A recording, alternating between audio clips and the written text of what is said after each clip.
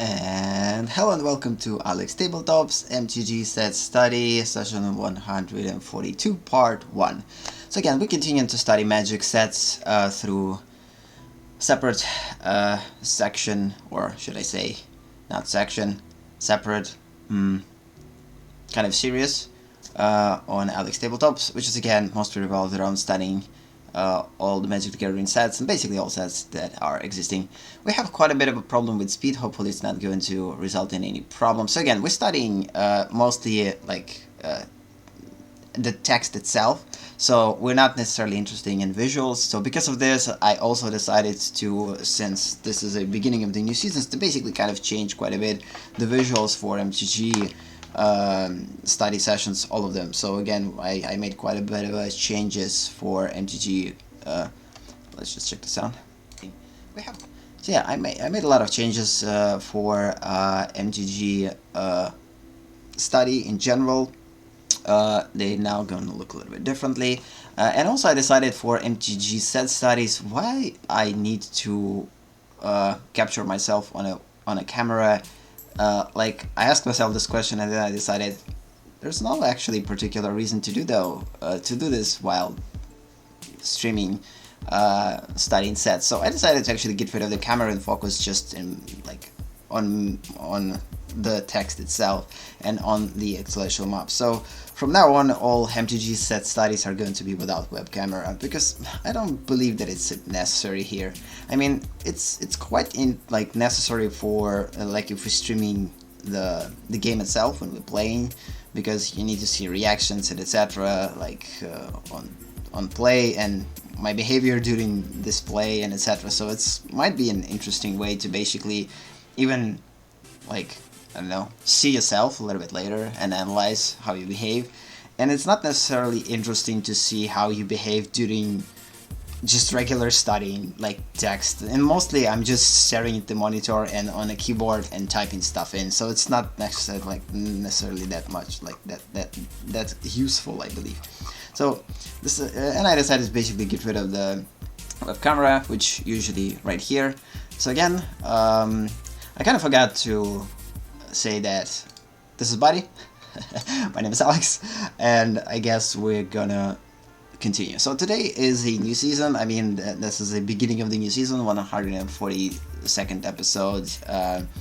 Again, these sessions are complete representation or the mirror for the actual season episodes. So we started a new season, MTG Study, 7th season, and this is kind of the same stuff goes for MTG set studies, although they don't have seasons, but they have seasons inside of them. So again, we're starting with the new season. New season is 7th, and we're starting with the new set also, which is pretty cool. So today we're gonna start with Legends. So let me prepare a couple of stuff and we will go. So here is the Legends. Yeah, our next thing. Legends. So again, today's stream is going to be quite short, for about an hour, maybe 1.5 hours, we'll see. So I don't see animation here. Wait a minute, I need to check one thing. Oh, it works. Good. So yeah, we don't need Twitter anymore. Let's just close it. And let's just prepare things and move on. Sound seems like working. Oh, stream is working. Good. So yeah, cool. Now we could start with Legends. So again, set Legends has about 310 cards. So again, no, this is Pinterest. Oh, we need to open set archive. Okay, this is interesting what they did now. It looks a little bit differently now, like pretty cool. Like current sets. Okay, scrolling down. So we need this information. Close it, and just visually show you where we are at this point. So yeah, we started studying Magic from. Just as a reminder, the series started probably right from the beginning. We studied, I believe, in general, Commander format, not necessarily all Commander sets, but in general just Commander format. Well, I believe we didn't. Yeah, we actually studied Commander format, but we didn't necessarily studied the last Commander, like for instance 2019. Maybe even we didn't study 2018 edition. I'm not sure about it. I definitely need to check this out. But in general, we covered things like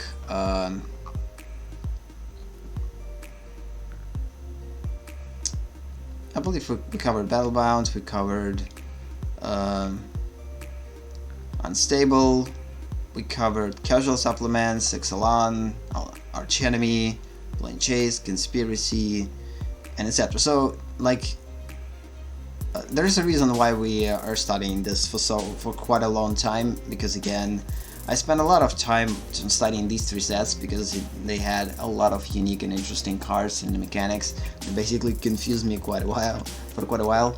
And we also needed to establish some type of a base for intellectual map, like how exactly everything is going to work, like where we're going to set mechanics, how we're going to go on with the future drafts, and etc.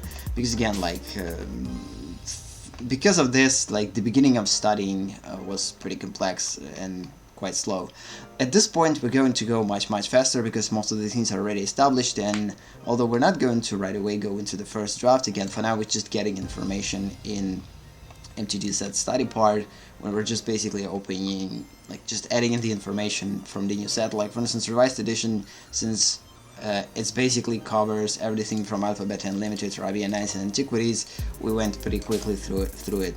With Legends, we have a lot of new cards and a lot of new mechanics, but again, most of them I'm going to try to skip because we already covered most of this information. So this is kind of the whole idea. Let's just do it again. Heap. So yeah.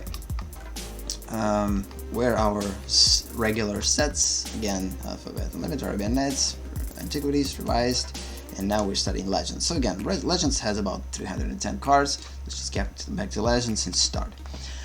So again, I'm not interested in reading the card names necessarily, although this is something that I might consider, but in order to save time, in most cases I'm gonna consider, I always am gonna consider a creature type, sometimes gonna look at its cost in order to kind of analyze the general balance, but in general the main thing that I'm concerned is its regular text, like the card text, what card itself is doing, and if whatever card is doing is like interferes with the creature type, with the card type, or with its specifications, like properties such as mana, cost, its power and toughness, or its name, then I'm going to take them into consideration. But in most cases, the one thing that I'm mostly kind of focused on is the mechanics themselves, and I'm trying to take these mechanics and basically generalize them in my own way in order for me to understand them later. And then based on this information, hopefully we will go through the multiple drafts, and once all drafts will be finished, we will establish a basic kind of knowledge of not only Magic necessarily, but all knowledge from all possible card games ever. This is my basically, I don't know, this is my hope, that by studying Magic I will learn everything that is to learn, because most of the card games are actually, I believe, were created from Magic. Like, so Magic, one of the first games like this that has so many complexities and so many possibilities, and it's so free that it actually has a lot of things, and most of the abilities that we're going to learn here, and by generalizing them, we then could apply into creating something on our own. So again, we're not going to take the exact things that Magic had. We're probably going to just use them as an inspiration to create something unique, which is the whole point of studying this thing. And in order to do this, I'm going to go through the multiple drafts in order to get rid of all Magic related materials at some point. But for now, we're just basically directly studying it from Magic, in Magic terms. We're trying to think Magic, although I'm trying to generalize them. I'm trying to think in an implication to Magic. Yeah, my English today is weird. So yeah, let's just continue without further ado. I don't want to spend too much time on talking here. We already kind of talked for quite a while. So let's just start. So the next card is whenever this creature blocks or becomes blocked by a green or white creature, destroy that creature at the end of combat.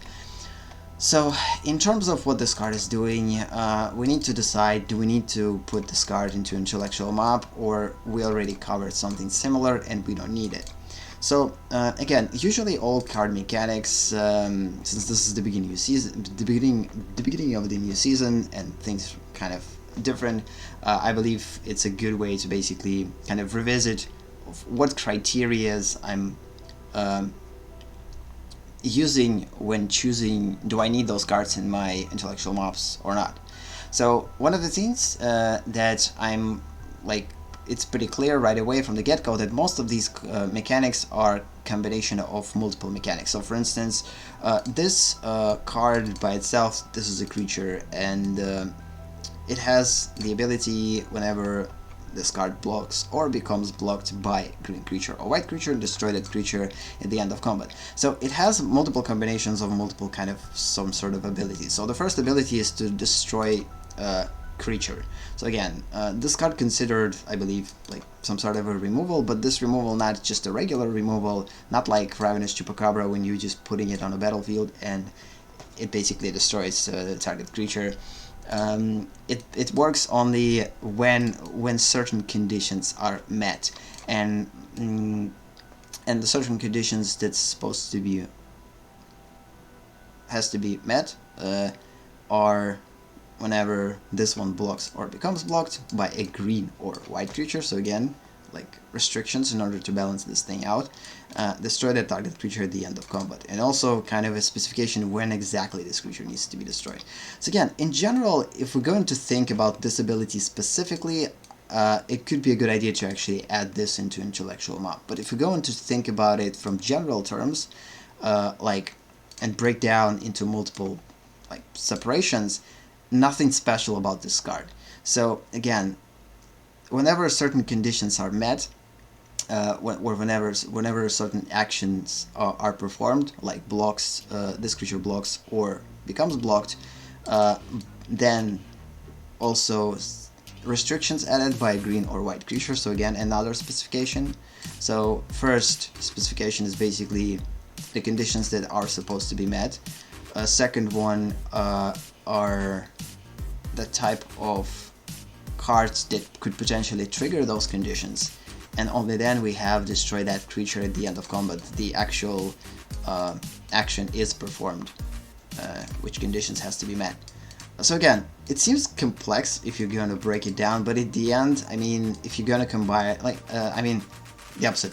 It seems complex if you look at it from just one specific mechanic, if you're not familiar with the game and if you don't know what it does in general. But for the experienced players, this is the simplest combination like of separate mechanics ever, which basically has a lot of restrictions. And to make things easier in terms of the deciding should I need to add this one into my intellectual map or not, the easiest way for me to decide is to basically break down on multiple pieces and decide are those pieces are unique or not. And in this particular case, I don't believe that these pieces are unique. So again, when creature becomes or blocks or becomes blocked, I believe we already covered. If we're not sure, we always can check this into intellectual map search. Let's just go and try to search for it. I forgot where's the search. It's probably here, Finder's Place. So whenever goblin kids blocks or becomes blocked, target opponent gains control of it. This removes goblin from combat. So again, we have this in first uncategorized draft. What else we have it? I don't believe that this thing is anything else. We encountered this thing in onsets. So in general, we covered this part of the mechanic, and at some point when we're going to go through the draft, we will encounter it. So we're probably not gonna cover it anymore here. We also have it as Bushido. Whenever this creature blocks or becomes blocked, it gets +1/+1 and selects until end of turn. So again, another thing that has this thing. So we covered this. The restriction that basically, usually right here, it's created to balance this card out, not to make it super unfair. So again, this thing is just for the sake of balance. What type of exact creatures has to be blocked, block or become blocked by. So this is not necessarily something that we're interested in. We could add any type of restriction right here, and destroy that creature in the end of combat is pretty simple too. So again, the action of destroying creature is pretty simple. The end of combat is just basically specifies when exactly this action is going to be performed. So in general, I don't believe that we need this. I mean, maybe at the beginning, if we didn't have any information, it would be a pretty interesting combination to break down later and generalize it. But at this point, it just seems pretty like regular. So again, it doesn't mean that I'm going to break down the same way every card. Like most of it, I'm going to try to make inside of my brain and just decide, okay, whatever, we covered it. So because of this, I've spent so much time trying to explain this simple thing. So yeah, let's just move on. So again, this one is just a mass destroyer that specifically destroys all forests, which is, again, we covered all almost. So we covered mass removal. I believe so, or at least if we didn't, this is something that is pretty, like, not skippable. Yeah, we definitely covered it. Destroy all, and we have destroy all types of cards, like mass removal, board wipe. We could also add destroy all, not mass removal or targeted removal. Let's just add based on this card, targeted removal. Like, for instance, all forests. So again, this is the way that we add in slowly information. So next one, instant, where we have the opportunity to choose, or the ability to choose one of those things. So either destroy target blue permanent or return target island to its owner's hand. So again, destroying target permanent we already covered. Targeting a specific is just targeting a specific, that's it. Return target island to its owner's hands. Again, all kinds of returners we already covered.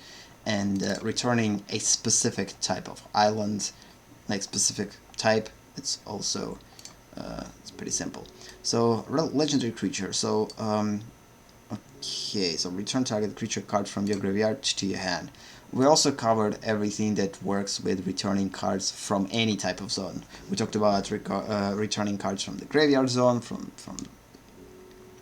basically even from exile. Although Magic doesn't have these type of cards necessarily. Like, throughout the history of Magic, Magic had a couple of cards that could return cards from the exile, but only those cards that put them into this exile. So just like regular exile, you're probably not going to be able to return anything from exile zone from a different card. Only the only card that put this card into the exile can have the ability to return it from the exile zone. So yeah, covered that one, although again, seems like an interesting thing here, but not. Okay, a lot of text. Green legendary creatures you control have bands with other legendary creatures. So we covered bands, I believe. It means that any legendary creature can attack in a band as long as at least one has bands with other legendary creatures. So it's not necessarily the same ability. So we have a regular band or banding, and this ability is a little bit different. Basically, specified band ability. Let's just try to add this information then. It's probably here somewhere. Yeah, we have banding. Any creature with banding and up to one without can attack in a band. So we're also gonna add a specification here that also works with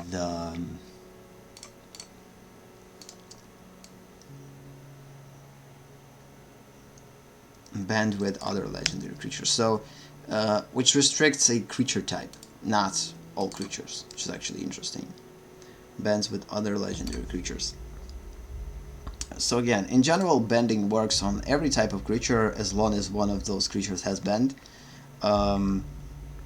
And also bans are blocked as a group, so the mechanic stays the same. The difference is that let's just create two specifications. First one is going to be all creature types,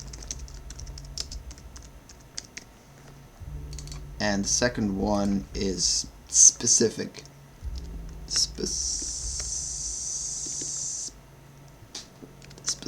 creature types. So this is gonna be for us a specific creature types. So again, there's no need to explain what exactly all creature types, it just means all creature types. Specific creature types, again, as an example, yipes. Types. Banned with other legendary creatures. So again, the banding now is gonna be restricted by only creatures of a specific type, in this particular instance legendary. We also could specify, like, for instance, make this even harder, for instance, even more complex and even harder to utilize this ability, for instance, by adding a specific type of creature like a dinosaur or rat or whatever. So again, this is a way to go with it. And the same thing is the same, so any legendary creatures can attack in a band as long as at least one has band with other legendary creatures. Bands are blocked as a group, so again, it's basically the same description as a bending ability. It's just basically kind of focused a little bit more on legendary creature. And also the problem here, right here, in order to balance this card out, because this is a land. Second, it costs, of course, 0 because this is land. Because of this, it has this restriction that only green legendary creatures you control have this ability. But at the same time, it still doesn't restrict this from, like, even if you have an other legendary creature, any legendary creatures can attack in a band as long as at least one has band with other legendary creature. So again, you need at least one creature with this ability in order to attack with all of your legendary creatures, even though they're not green. So it doesn't restrict necessarily the utilization of this ability on only green creatures. So all creatures with all colors could attack, like red, black, blue, etc. It all depends, like, as long as you have at least one green creature that has this one. It's pretty cool. Okay, continuing. So Rampage 3. I don't believe that, by the way, we covered Rampage. Let's see if we covered Rampage, because I truly don't remember if we covered Rampage or not.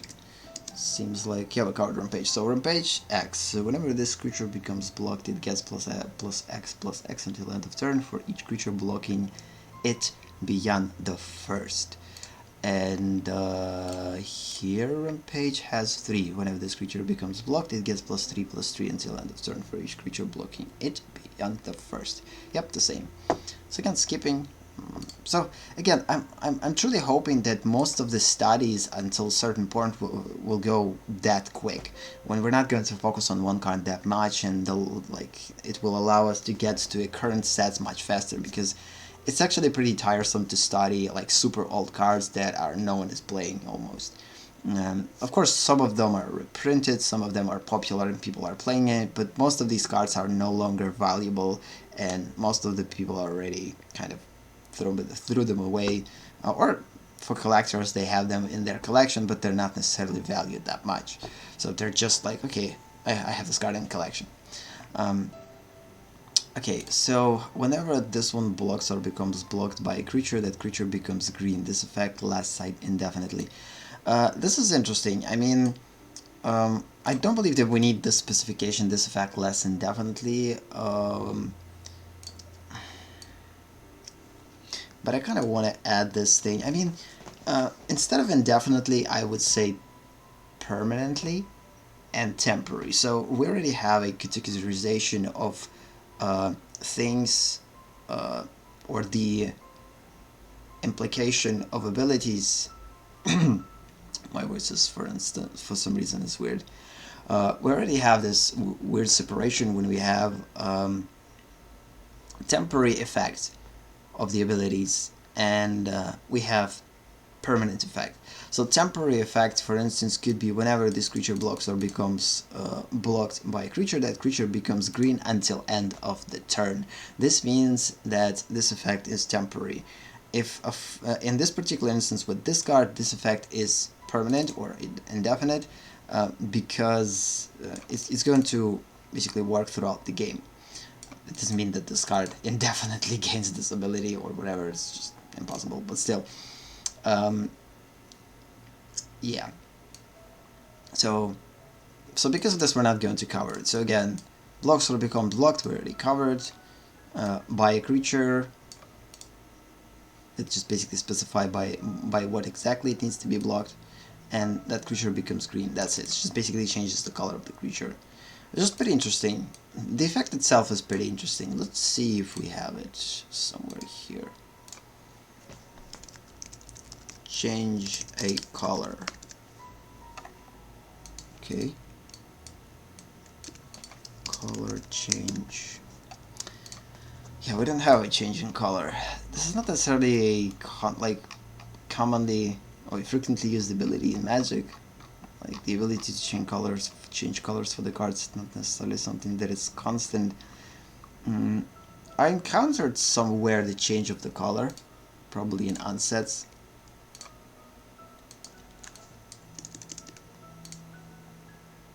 Change the other. Be able to change the order in which players are taking turns. Order mechanic. So yeah, I also could think about. Let's add this one. It seems pretty interesting. So let's set it as. So we have color identity. Color identity, mana that represents a card.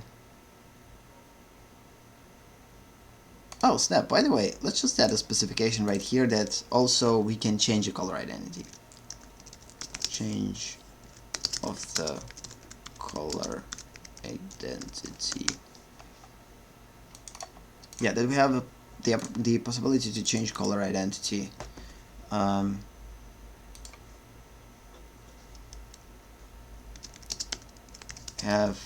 the ability to change the color identity. In this particular instance, I believe the color identity of the card is changing, unless it has a mechanics that has a different mana type in them.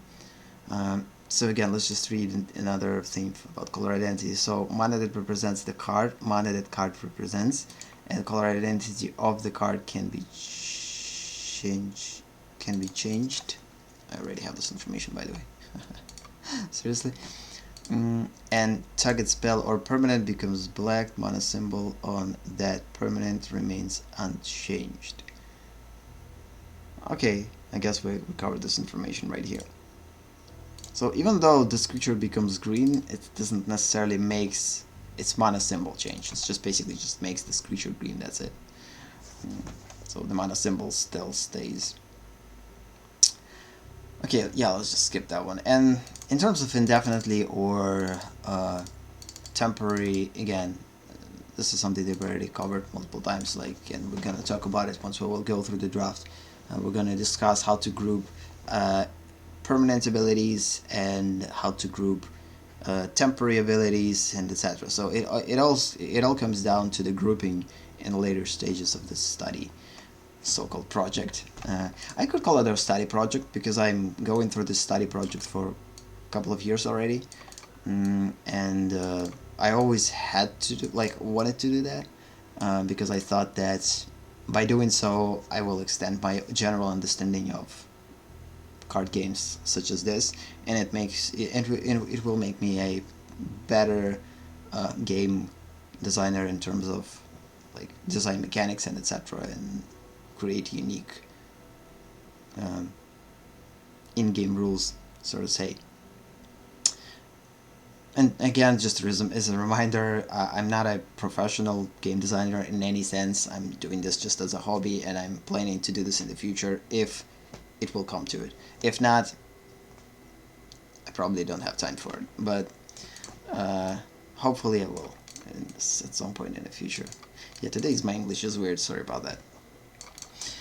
So is my voice. So yeah, except for creatures named this name, and artifact creatures you control can't attack.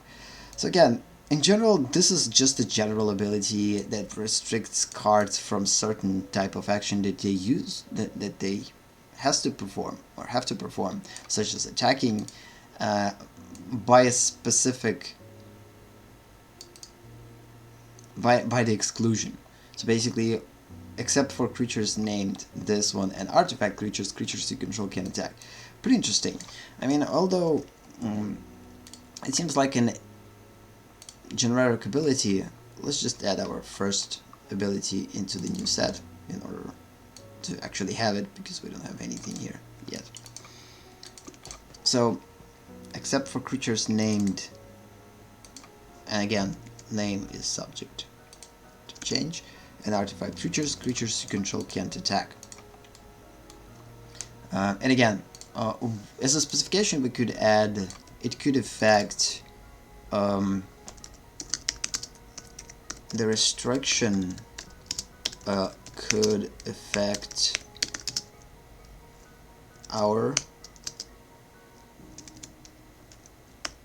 opponent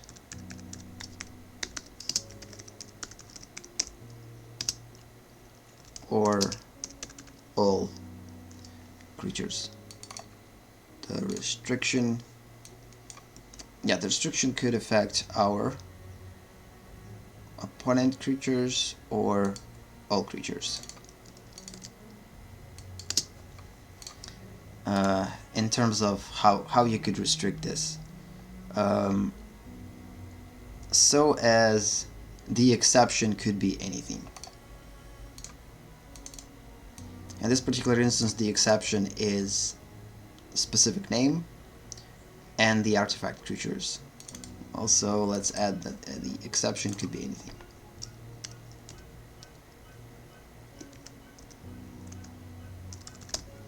The exception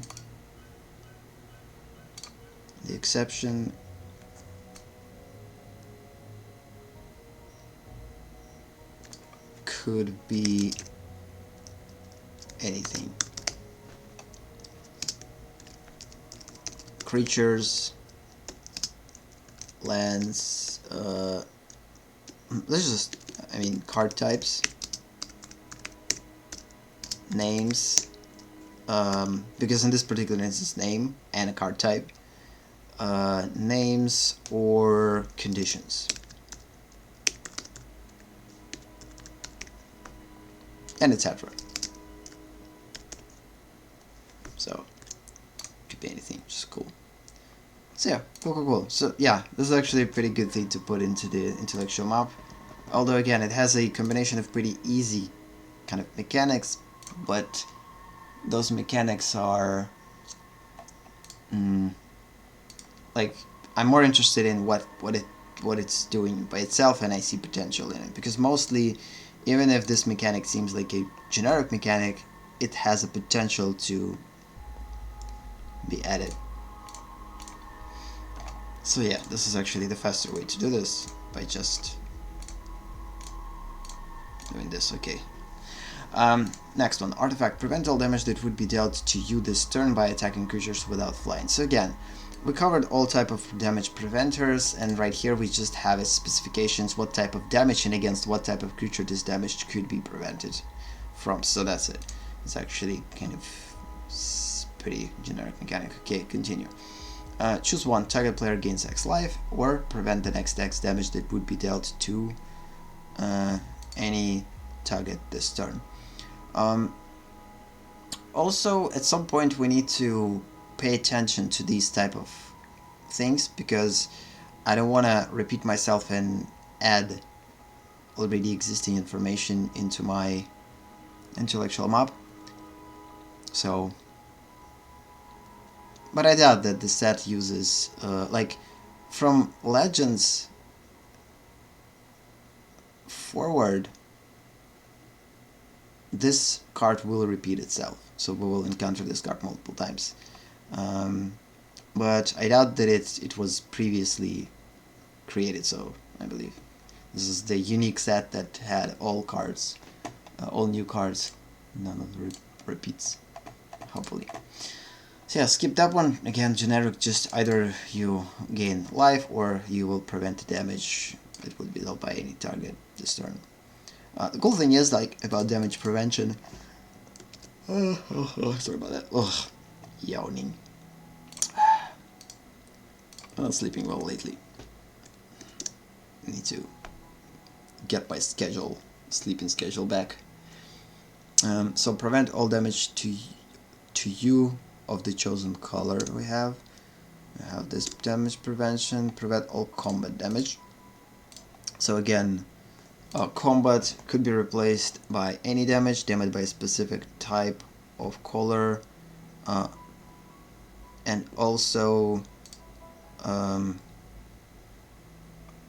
let's add that it could be all damage.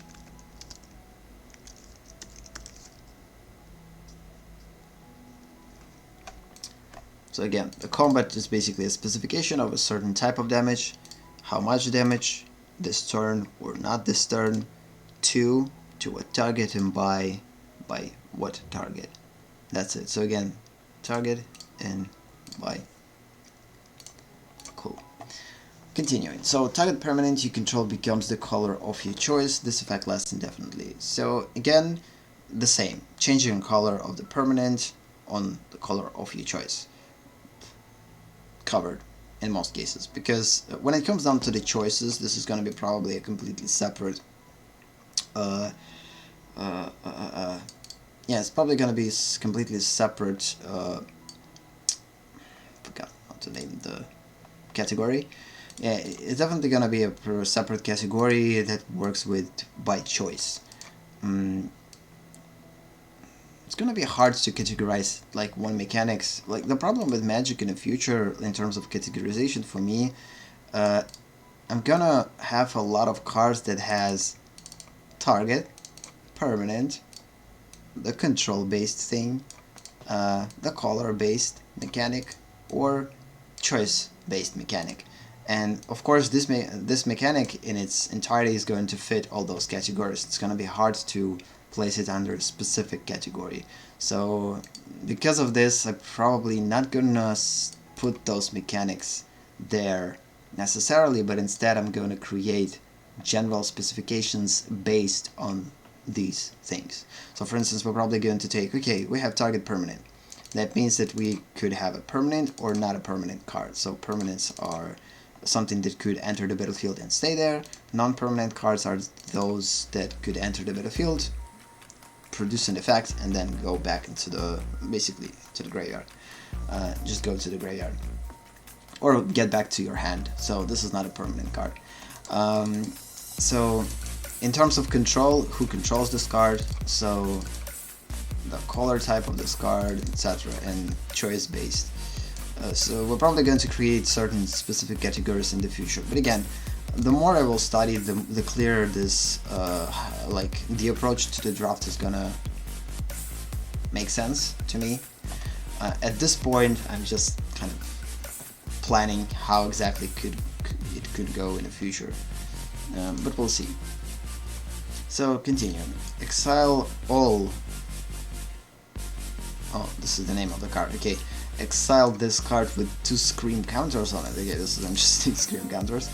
At the beginning of your upkeep, if this card is exiled with the scream counter on it, remove a scream counter from it. If there are no scream counters on it, put it into the graveyard, and each player returns all creature cards from their graveyards to the battlefield. This is pretty sick. I mean, it has a lot of complexities to it, and by itself ability seems pretty interesting, so because of this we're probably gonna add this. But in general, it has a pretty generic repetition of already existing abilities. So talking about putting a card into an exile zone. So again, right here we're willingly putting this card into exile zone with 2 scream counters on it. And at the beginning of our upkeep, if this card is exiled, still exiled with the scream counters on it, remove the scream counters from it. If there are no more scream counters on it, put it into the graveyard.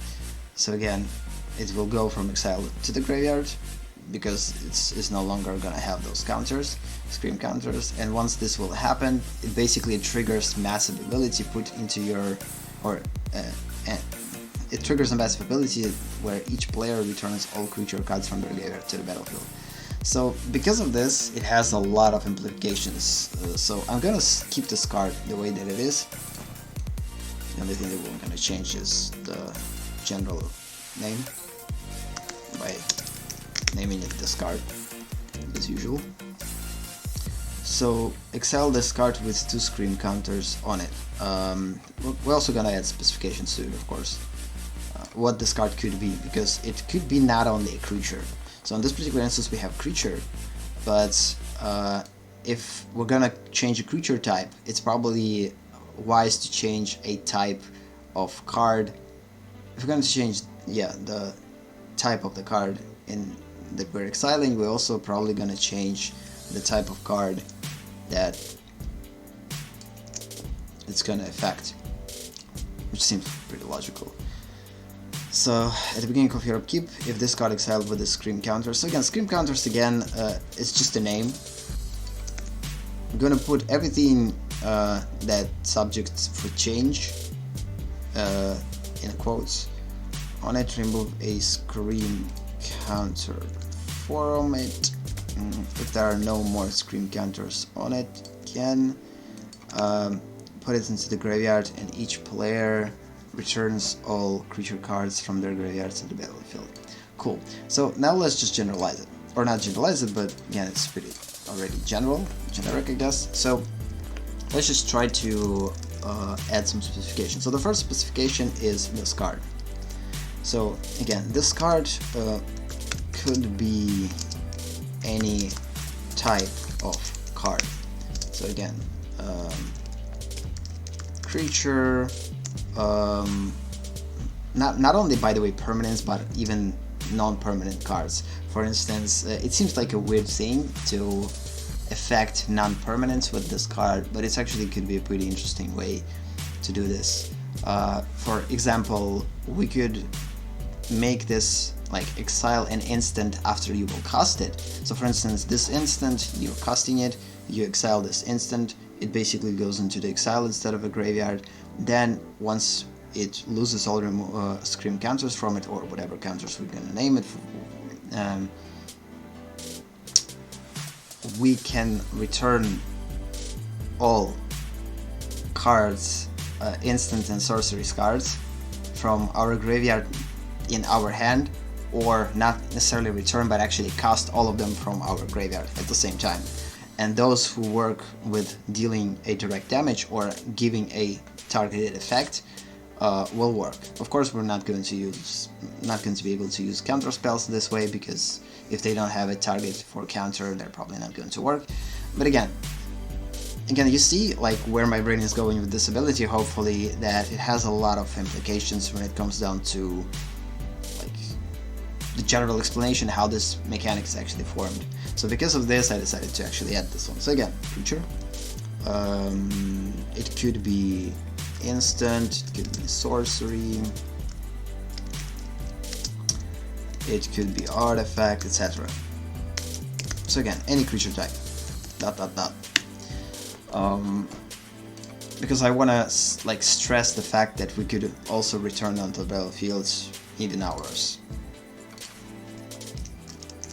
Because can you imagine like attaching all those auras on one creature, like all auras that you have on your graveyard, and if opponent doesn't play and the deck with auras, it's basically kind of a win-win situation.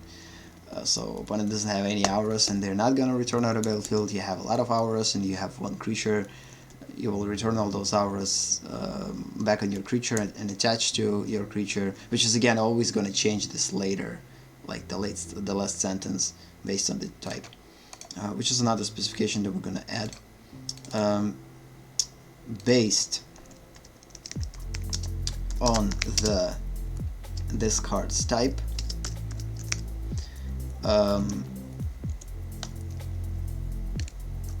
lest the effect will change accordingly.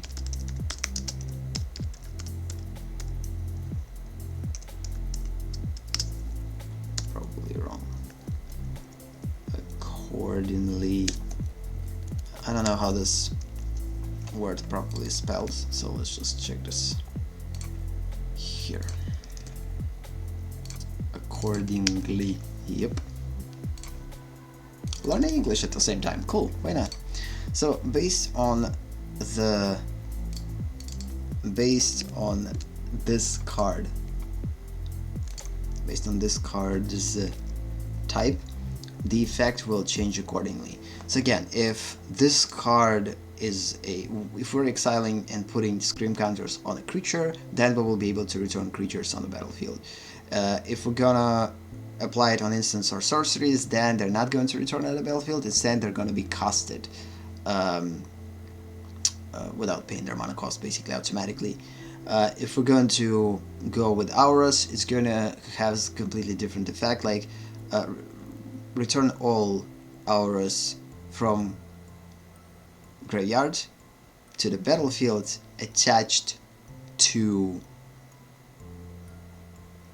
one creature, or at least one creatures, or distributed between 1 to 3 creatures. So again, there's so many possibilities in here that it's just basically mind-blowing, which is pretty cool. By changing one specific thing, you could completely create a new stuff. Another thing that we're gonna add here is a scream counter. So again, scream counter this is just a name. In this particular instance, it plays a role of indicator. Plays as an indicator for the trigger.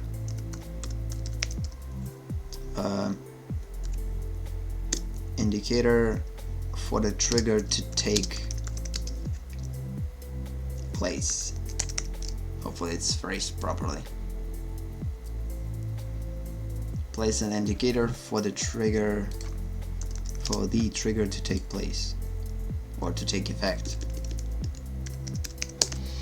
Yeah, to take effect. So again, could be anything. It could be scream counter, it could be a back counter, we could name it however we like, as long as it's logically describes whatever card is doing. So plays as an indicator for the trigger to take effect, and once this because if this card is not going to have this trigger indicator, we're not gonna know when exactly this card will be able to produce this effect. So I guess this is a pretty interesting subject to discuss in the future, that cards also could have a delayed effect, and this delayed effect is going to be represented by a indicator for the trigger.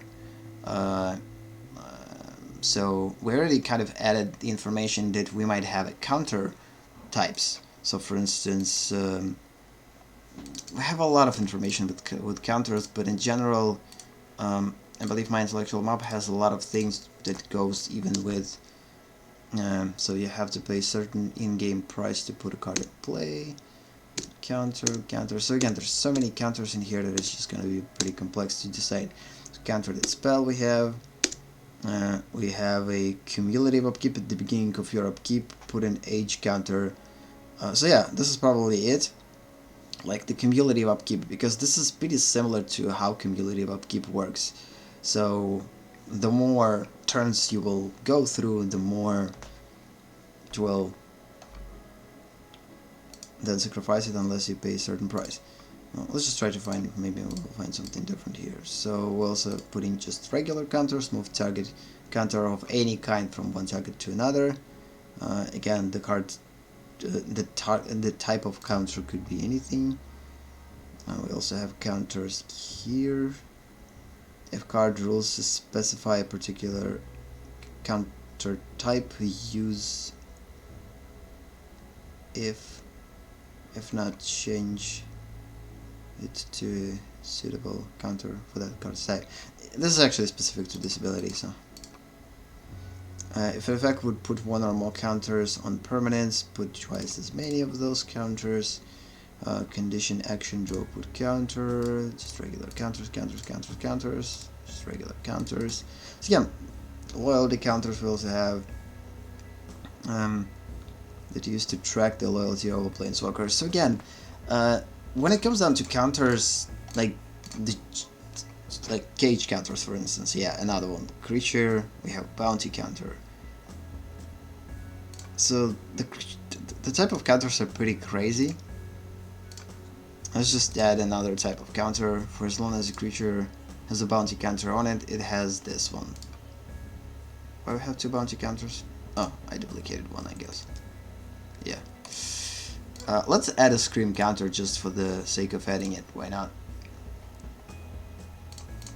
It might work here. Because the scream counter, we could encounter this counter at some point, and scream counter is gonna be have like a delayed triggered effect, and once this effect will take place, it's gonna trigger it. Like cage counter, for instance, creature or card has all activated abilities of all cards you own in exile with the cage counter on them, you may activate. So again, like you see, the type of counters could work completely different. So for instance, like how interesting like scream counter is going to work. So let's just decide. So scream counter is an indicator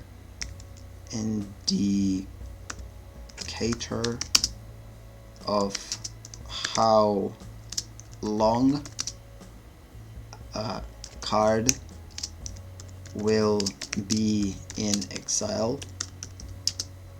before returning into the graveyard. So again, right here we're not going to generalize it. It's actually quite specific to Magic, so there's no point of generalizing it, because again, this is the actual mechanic, I would say. So I hope I'm understanding it properly, because again, like I believe scream counters actually works the same. So an indicator of how long card will be in exile before returning into the graveyard. When and also we will add a specification like it will return into the graveyard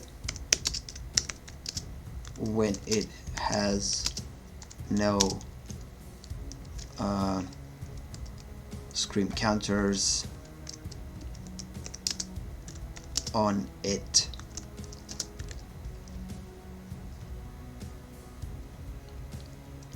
In exile zone. So yeah, and also another thing, we have to exile this card in order to put it into exile, of course, which is logical. Exile this card after playing it,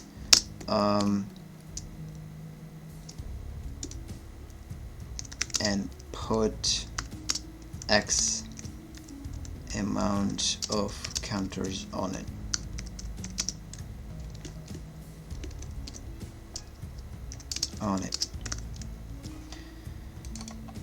Okay, cool. So exile this card after playing it and put X amount of scream counters on it.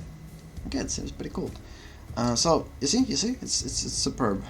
I love when things are like when I'm adding like pretty interesting and unique things out of basically nothing. I mean, like we could just basically skip this ability without thinking that much about it, but then when you start to break it down and when you start to see about the potential of this card and how the counters specifically, what counters are playing what role the counters are playing here, and etc., you start to find something that either you wouldn't think about, or, and the question is like, does R&Ds that created this card added this, like, did they thought the same way by creating this card, or they just come up with this ability without necessarily thinking that Scream Counter could be applied to multiple cards? I mean, since this is our first card that has Scream Counters on it, we're not gonna be able to tell. Like, the more we will study, the more we will understand if Scream Counters is going to be something that will repeat itself at some point. If it is, then we might suggest that R&Ds that created this card created this mechanic as a general, as a mechanic that could be used in multiple situations, not only to this. By the way, I completely missed the fact that this card is sorcery. This is not a creature. So you basically cast this card as a sorcery that allows you to return all creature cards. I kind of thought that this is a creature card and you will play it, you will exile it, it does something, then you will exile it, and then you could return those creatures. So I basically, again, create a completely unique specification to, based on this card's type, this effect will change accordingly, or will be completely different. Like, for instance, in our case, this case, it's completely different. It's sorcery.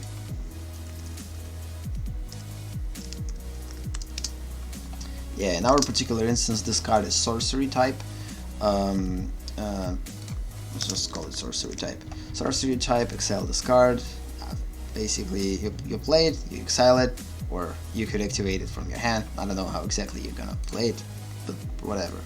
It's still a good thing when you have one mechanic and you could come up with a lot of new stuff from this mechanic. This is one of the reasons why I'm studying all Magic sets. You never know what you will come up with while studying those. And again, you don't know if those abilities were created by R&Ds and you just basically appreciating their efforts into creating this card by understanding how they created it, or you could come up with something completely different that they didn't thought of. So this is the process of exploration which I love, which is unique to MTG Sets studies, because again, I already talked about the fact. Let's just, by the way, sum up the session, and I'm going to talk about a couple of things here. Also, we'll quickly go through a couple of cards and we will finish on that. So again, this is a good example of studying, explaining why I'm studying these sets this way, because again, if you want to study how to create games such as Magic or whatever, or just regular card games, you could basically buy certain books where all those things are already broke down. So in terms of, yeah, they're already talked about. You could just basically use it as your guide to create your own game. But again, when you do this by your own, it's not necessarily the same as rediscovering the wheel. It's more like, when you're gonna do this, you're gonna do this a little bit differently, and as a result, you will create something different. Because you like, even if you will still come up with a similar kind of maybe specifications in the end, you're gonna view them a little bit differently, and your experience of coming up with those specifications is going to be unique to you, and unique to your approach to this studying. And this is one of the things that basically makes, I believe, you unique as a person when you study in those things. And hopefully it will make me unique as a card game creator in the future, or tabletop game creator in the future, if I'll get to that point in my life when I will be able to do this. And it's definitely going to, I don't know, separate me from the crowd, so to say, which is a good thing for every type of creator. So, and this is the reason why I'm studying those sets. So it might seem illogical or weird to do this and spend so much time in doing this, but again, I see potential in it. I'm heading somewhere, and I'm doing this somewhat intuitively. Like I understand what it could give me, and I also understand like the complete freedom, and I don't know. No, I love to study this way. I love to study this way. This is just like this is actually something that gives me a lot of pleasure and fun when it comes down to like how exactly I'm going to use this information. Because again, I'm not just reading this mechanic to understand this mechanic better and utilize it in Magic later. I'm doing this beyond Magic, which is awesome. So it's kind of, I don't know.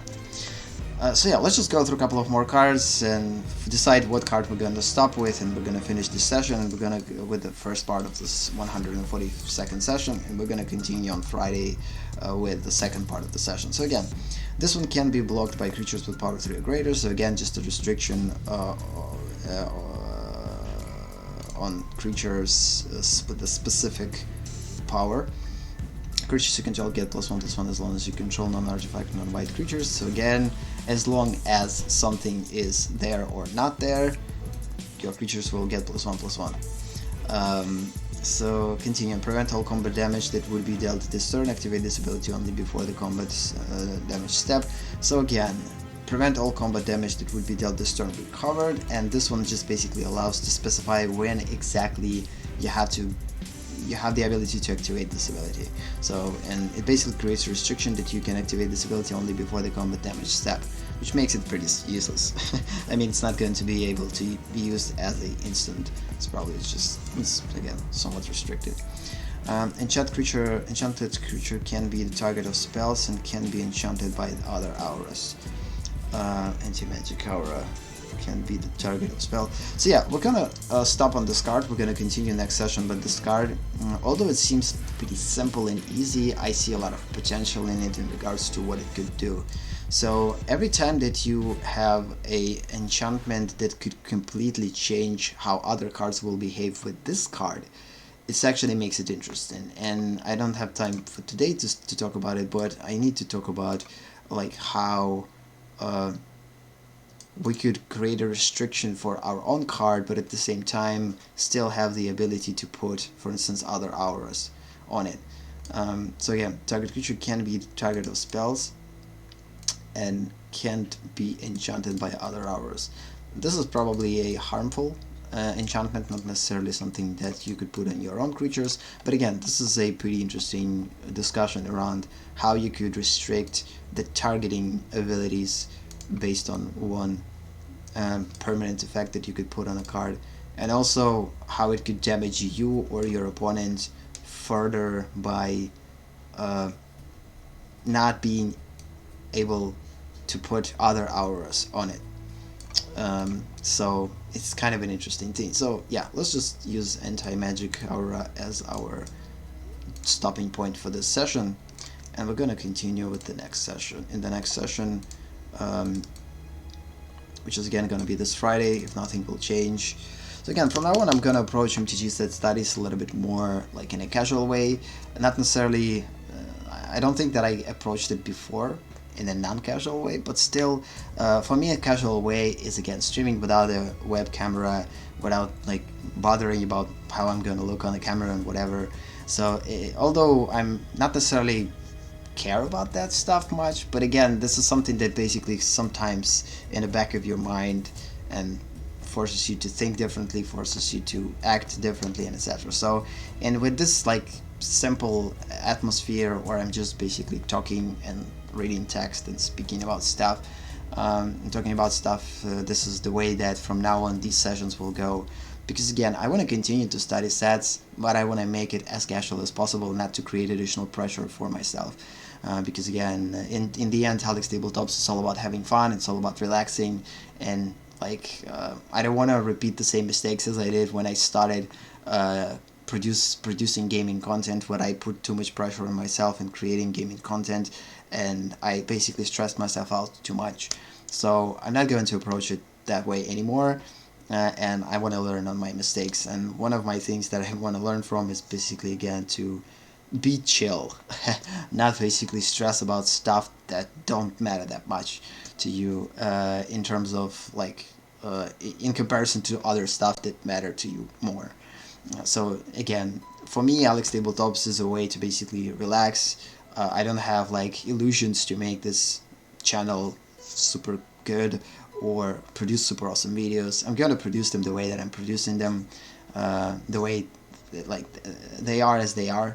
I'm not gonna like some of the videos I will try to create better if I'm interested in that, but in general, like most of the videos that I will produce for AleksTabletops are going to be pretty casual, which is again, like the games are all about having fun and relaxing and not putting pressure on yourself by trying to create something super awesome, which is never probably gonna happen because all people, every person is going to view this video differently.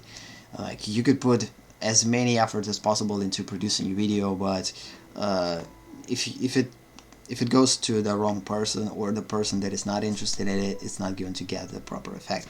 So, and your efforts are going to be basically pointless. So just create the things for yourself for fun, and hopefully someone will find them useful for themselves. So yeah, let's just on this weird strange note, let's just end the session because the speed of the bitrate, like the stream, is again dropping occasionally. So yeah, let's just end on this note. So again, anti-magic is going to be our next card that we're going to continue with next session. I put it, this one here, let's just save it. So cool. So we didn't study that much, but it wasn't super slow at least, because usually when I'm studying the new set, I'm barely getting through 10 cards, and here I probably covered more than 10 cards. Let's see. 1, 2, 3, 4, 5, 6, 7, 8, 9, 10, 11, 12, 13, 14, 16. We covered 15 cards, whatever. It doesn't matter. So yeah, on that we're gonna end the session. Thank you for watching, thank you for being here. Have a nice day or night, and see you in the next session. Buddy says bye, although Buddy's saddened because we don't have a signal of the camera, but whatever. Bye. See you in a part 2 of a 140-second episode this Friday. Bye.